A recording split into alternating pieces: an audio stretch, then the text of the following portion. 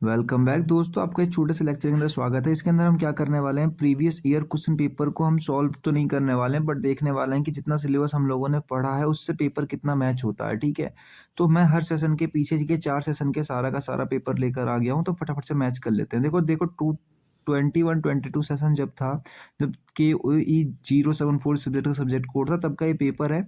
हमें उतना नहीं देखना है, हमें सिर्फ ये देखना है कि रिलेटेड क्वेश्चन कितने आ रहे हैं। तो देखो पहला क्वेश्चन ही था फोटोवोल्टिक इफेक्ट के ऊपर, जो कि हमने पढ़ रखा है। मैं यहाँ पे सिर्फ उन्हीं क्वेश्चनों पे फोकस करूंगा जिनको मैंने पढ़ाया है, तो आप उनसे आइडिया लगा सकते हो कि पेपर में कितने क्वेश्चन आपके मिलते जुलते आ सकते हैं। उसके बाद देखो properties of polycrystalline silicon cell, जो कि हमने पढ़ रखा है। Solar constant, solar isolation.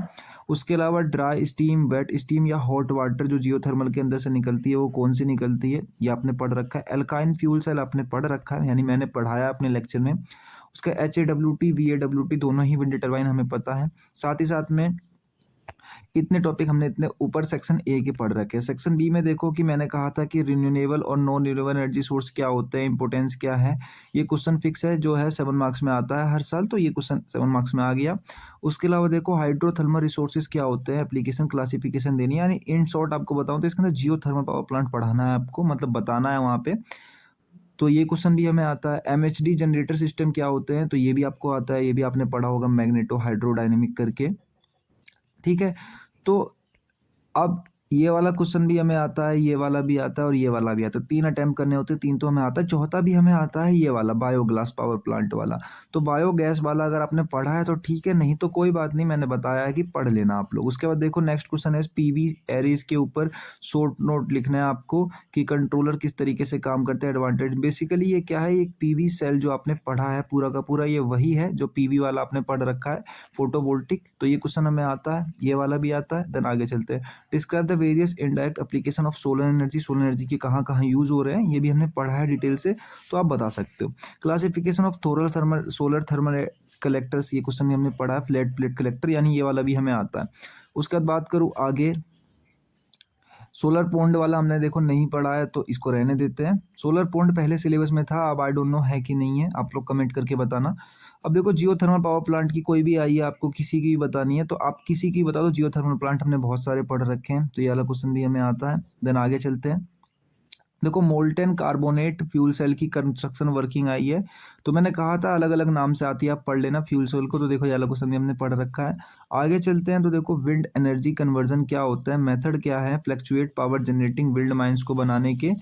तो इसके अंदर आप विंड एनर्जी क्या होती है, पावर प्लांट क्या होता है बता सकते हो। एरोडायनेमिक्स मैंने जो बताया था आपको, एरोडायनामिक्स का जो है सारा का सारा आप बता सकते हो किस तरीके से एक पंखड़ी काम करती है, फ्लक्चुएट करती है, उस क्वेश्चन के अंदर वो बता सकते हो। देन आगे देखो OTEC हमने अच्छे से पढ़ा है। साथ ही साथ में अगर मैंने कहा था कि अगर आप बायोमास वाला क्वेश्चन पढ़ लोगे तो भी आपके काम आएगा, तो बायोमास भी जो है हमें एक तरीके से आता होगा पेपर में। तो इतने सारे क्वेश्चन आपको आते होंगे। देन हम आ चुके हैं अब दूसरे सेशन के ऊपर।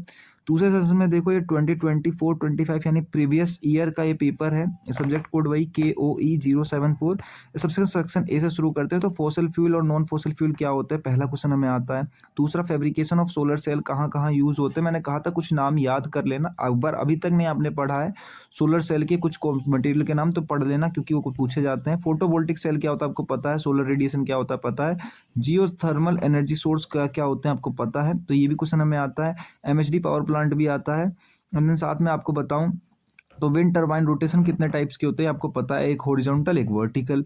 आगे बात करूं तो बायोमास का ये क्वेश्चन है और ये OTEC का है। बायोमास अगर आप पढ़ लोगे, मैंने नहीं पढ़ाया है, तो बायोमास इंपॉर्टेंट क्वेश्चन है, हर साल आता है छोटे में बड़े में। और OTC तो आपको पता ही है कि ड्रॉबैक्स क्या क्या होते हैं OTEC के। देखो पहला क्वेश्चन क्या है कि नॉन रिन्यूएबल एनर्जी सोर्स क्या होती है, सोलर विंड आपको बतानी है सब कुछ, तो ये सब कुछ आप डिफरेंटली बता सकते हो। 7 मार्क्स का क्वेश्चन ये आपको आता है। दूसरा क्वेश्चन ये है कि आपको बताना है सोलर प्लेट कलेक्टर्स क्या क्या होते हैं, ठीक है, फ्लैट प्लेट कलेक्टर लिक्विड वाले, तो ये क्वेश्चन भी हमें आता है। इसका पहल जो दूसरा नाम है वो ये है कि प्लेट थ्रू कलेक्टर्स करके भी इसका नाम है। MHD वाला क्वेश्चन हमें आता है, ठीक है। अब देखो लास्ट में जो है टाइडल पावर प्लांट के एडवांटेज और डिसएडवांटेज दोनों ही हमें आते हैं, तो ये सब कुछ हमने पढ़ रखा है। ये सेक्शन बी खत्म। सेक्शन सी पर आ जाओ कि रिन्यूएबल और नॉन रिन्यूएबल एनर्जी क्या क्या होती है, दोनों के बीच में डिफरेंस, तो ये आपको पता है। सोलर पावर प्लांट्स क्या होते हैं इलेक्ट्रिकल ग्रिड में, तो ये भी आपको पता है। सोलर पावर प्लांट में आपको जो पीवी वाला पावर प्लांट है वो आपको बता देना है इसके अंदर, ठीक है। की चैलेंजेस क्या क्या आते हैं, अगर आप ऊपर वाला करना चाहो तो ऊपर वाला भी कर सकते हो। उसके बाद जो वेरियस डाउन कलेक्टर्स के आपको अलग अलग सोलर कलेक्टर कौन कौन से होते हैं, सोलर कलेक्टर के अंदर प्रिंसिपल वर्किंग सबकी बतानी है आपको, क्वेश्चन आता होगा। देन दूसरा क्वेश्चन जो है आपका वो इधर से देख लेते हैं। तो जियोथर्मल पावर प्लांट क्या होता है, आपको कोई से समझाना है तो आप हाइड्रोथर्मल समझाओ या पेट्रोथर्मल, आपके ऊपर है। फ्यूल सेल क्या होता है आपको पता है, फ्यूल सेल क्या होता है एक्सप्लेन करना है आपको। उसके बाद विंड टरबाइन के अंदर आपको नीट स्केल की हेल्प से आपको हॉरिजॉन्टल एक्सिस वाला यानी HAWT समझाना है यहाँ पर आपको। ये वाला क्वेश्चन भी हमें आता है। आगे चलते हैं तो बायोमास कन्वर्जन के टेक्नोलॉजी, देखो बायोमास फिर से आया, मैंने कहा बायोमास पढ़ लेना। लास्ट में OTEC यानी आपने दूसरा वाला भी देखा, दूसरे वाले में भी हमें इतने क्वेश्चन आते थे। अब चलते हैं तीसरे वाले पेपर के ऊपर, यानी सेशन नंबर 23 24 यानी पिछले से पिछले साल वाला, और सब्जेक्ट कोड वही KOE 074। अब इसका सेक्शन ए देखो तो फोटोवोल्टिक इफेक्ट हमें आता है, पॉलीक्रिस्टलाइन सेल की जो प्रॉपर्टीज है वो भी आती है, आइसोलेशन और सोलर रेडिएशन दोनों आती है हमें, एंड यहाँ पे और टाइडल पावर प्लांट की मेरिट्स आती हैं हमें। और मेरे ख्याल से एल्काइन फ्यूल आता है हमें थोड़ा सा, मतलब एल्काइन फ्यूल कुछ नहीं है, आपने पढ़ ही रखा होगा। रिन्यूएबल एंड नॉन रिन्यूएबल जो एनर्जी सोर्स है वो क्या क्या होते हैं, 7 मार्क्स के अंदर हमें ये वाला क्वेश्चन आता है। सेंट्रल रिसीवर टावर ये वाला भी क्वेश्चन आता है, और MHD जनरेटर ये वाला क्वेश्चन भी आता है, ठीक है। उसके बाद विंड फार्म को बनाने में साइट सिलेक्शन कौन कौन सी यूज करी जाती है, ये वाला क्वेश्चन भी आता है। एंड बायोगैस वाला क्वेश्चन भी आता है। सेक्शन बी के तो हमें सारे ही क्वेश्चन आते हैं। देन सेक्शन सी पे आ जाते हैं। देखो पीवी सिस्टम से आपको बताना है, यानी फोटोवोल्टिक सेल का यूज करके सोलर डायग्राम ये आता है। सोलर थर्मल पावर प्लांट के अंदर क्या मेट्रोलॉजीज होती है ये भी आपको आता है। Classify the different solar thermal collectors ये वाला भी आता है। उसके बाद जब वर्किंग पॉन्ड वाला नहीं पढ़ा है हम लोगों ने, पॉन्ड वाला छोड़ देते हैं। देन आगे चलते हैं, वर्किंग जियोथर्मल ये आपको आता है। जो भी आपको जियोथर्मल जोन सा बताना हो उनसा बता सकते हो। मोल्टर कार्बोनेट फ्यूल सेल की वर्किंग मैंने आपको पढ़ा रखी है, आप बता सकते हो यहाँ पे, ये क्वेश्चन भी हमें आता है। उसके बाद बात करूँ, देखो ये विंड एनर्जी कन्वर्जन वाला क्वेश्चन हमें आता है, बट जो है कि इसके अंदर थोड़ा घुमा के पूछा गया है कि मेथड कौन कौन से यूज होते हैं फ्लक्चुएटिंग पावर जनरेशन के अंदर। तो इसके अंदर मैंने आपको बताया था कि आप इसके अंदर एरोडायनामिक जो कॉन्सेप्ट वाला जो क्वेश्चन है वो आप इसके अंदर लिख सकते हो, नंबर नहीं कटेंगे, यहाँ पे आपको नंबर मिल जाएंगे। और ऑल्दो अगर आपने फ्लक्चुएटिंग से निकलने के ओवरकम पढ़ रखे हैं तो ठीक है। आगे बात करूं तो बायोगैस प्लांट आई है, देन OTEC आई है हमारी, ठीक है। तो हमें ये क्वेश्चन भी आते थे। देन नेक्स्ट पे आ जाते हैं, और यही होगा हमारा इसका लास्ट सेशन, यानी लास्ट जो है प्रीवियस ईयर क्वेश्चन पेपर। अब ये 2020-23 का है, 22 से 23 के लिए, और KOE इसका भी सब्जेक्ट कोड है, ठीक है। इस पेपर को थोड़ा सा बड़ा कर लेते हैं हम ताकि और अच्छे से दिखाई दे। अब देखो पहला क्वेश्चन है कि सोलर सेल क्या होता है, इंपोर्टेंस क्या होती है आपको पता है। दूसरा क्वेश्चन जो है वो डेट इज रिन्यूएबल एनर्जी का क्या स्कोप है वो भी आपको पता है।